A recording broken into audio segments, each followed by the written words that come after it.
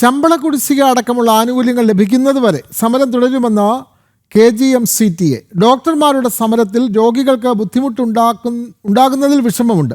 പൊതുജനങ്ങളെ മാനിക്കുന്നുണ്ടെങ്കിൽ പ്രശ്നങ്ങൾക്ക് സർക്കാർ ഉടനെ പരിഹാരം കാണണമെന്നും KGM-CTA സംസ്ഥാന പ്രസിഡന്റ് ഡോക്ടർ റോസ്നാര ബീഗം അറിയിച്ചു. ഇന്നലെ ഫൈനാൻസ് മിനിസ്റ്ററുടെ നേതൃത്വത്തിൽ സെക്രട്ടറിമാരുമായിട്ടൊരു ചർച്ചയുണ്ടാവുമെന്നും അതിനെ തുടർന്ന് എന്താണ് തീരുമാനങ്ങൾ എന്നുള്ളത് ഞങ്ങളെ അറിയിക്കാമെന്നുമാണ് പറഞ്ഞിരുന്നത്. പക്ഷേ ഇന്നലെ എന്താണ് സാഹചര്യം എന്നറിയില്ല. പക്ഷേ ഇന്നലെ ചർച്ച നടന്നതായിട്ട് ഞങ്ങൾക്ക് അറിവില്ല.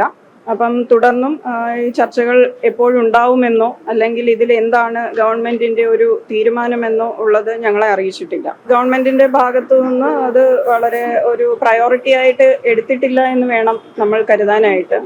അപ്പോൾ കേരളത്തിന്റെ ചരിത്രത്തിൽ ഇത്രയധികം ദിവസം OP-യും സർജറിയും മുടക്കിയുള്ള ഒരു സ്ട്രൈക്ക് ഉണ്ടായിട്ടില്ല ഇതിനു മുന്നേ ഡോക്ടർമാരുടെ ഭാഗത്തുനിന്ന്. കാരണം ഞങ്ങൾക്ക് അങ്ങനെ പോകേണ്ടി വന്നിട്ടില്ല. ഏത് ഗവൺമെന്റ് ആയാലും പൊതുജനങ്ങൾക്ക് പ്രശ്നമുണ്ടാകുന്ന രീതിയിലേക്ക് ഒരു സമരവും പോകാൻ അനുവദിക്കാറില്ല. പക്ഷെ ഇതിപ്പോ ഈ സമരം ആ രീതിയിലേക്ക് പൊയ്ക്കൊണ്ടിരിക്കുകയാണ്. അത് ഞങ്ങൾക്ക് വളരെയധികം വിഷമമുള്ള കാര്യമാണ്.